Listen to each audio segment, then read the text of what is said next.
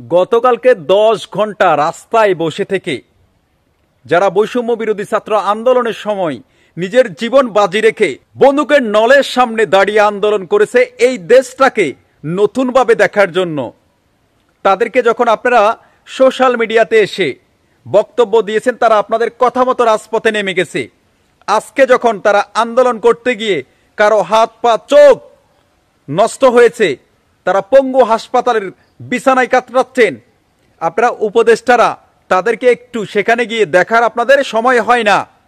আপনারা কে কোনটা পাঠ করে খাবেন সেটা নিয়ে ব্যস্ত, তাদের একটা সমাধান দিছেন। আবার অনেকে বলতেছে, সোশ্যাল মিডিয়াতে আমরা একটা নিউজ শুনতে পাচ্ছি যে 1 লক্ষ টাকা করে যারা পঙ্গুত্ব বরণ করছেন, যারা আন্দোলনে গিয়ে সমস্যা হয়েছে সেই সমস্ত পরিবারগুলোকে দিবে। এখন অবধি কেউ কোনো ধরনের কোনো টাকা দিচ্ছে না। কেন দিচ্ছে না তারাই ভালো জানে। তবে একটা ব্যাপার খুবই খারাপ লাগে, যারা নিজের জীবন বাজি রেখে এই দেশটাকে নতুন করে বিপ্লব ঘটিয়েছে, তাদেরকে নিয়ে কোনো ধরনের কোনো ষড়যন্ত্র কোনো দলের লোক যেন না করতে পারে। এজন্য কোনো দলের লোক যেন না করতে পারে। আপনারা যখন বলছেন তাদেরকে মাঠে রাস্তায় বিভিন্ন জায়গায় গিয়ে আন্দোলন করার জন্য তারা করছে, এখন কেন তারা পঙ্গুত্ব বরণ করার পরে আপনারা তাদেরকে হাসপাতালে 1 ঘন্টা সময় হয় না তাদেরকে গিয়ে দেখার জন্য, তারা এসে আপনাদের সাথে দেখা করা লাগে? কই, আন্দোলনের সময় তো আপনারা তাদের বাসায় বাসায় বাড়ি বাড়ি ফোনে কল দিয়ে তাদের কাছে যাই দেখা করতেন, আন্দোলন করার জন্য রাজপথে নামার কথা বলতেন। আজকে কেন তাদের চিকিৎসার টাকার জন্য দিনের পর দিন তাদের পরিবার, তাদের অভিভাবকেরা আপনাদের কাছে কান্না করতে করতে আপনাদের পায়ে ধরতে হয়? আপনি কি পারবেন 1000 কোটি টাকা দেওয়ার পরও যেই ছেলেটার চোখ চলে গেছে তার চোখ এনে দিতে, যেই ছেলেটার হাত চলে গেছে তার হাত এনে দিতে, যেই ছেলেটার পা চলে গেছে তার পা এনে দিতে পারবেন না?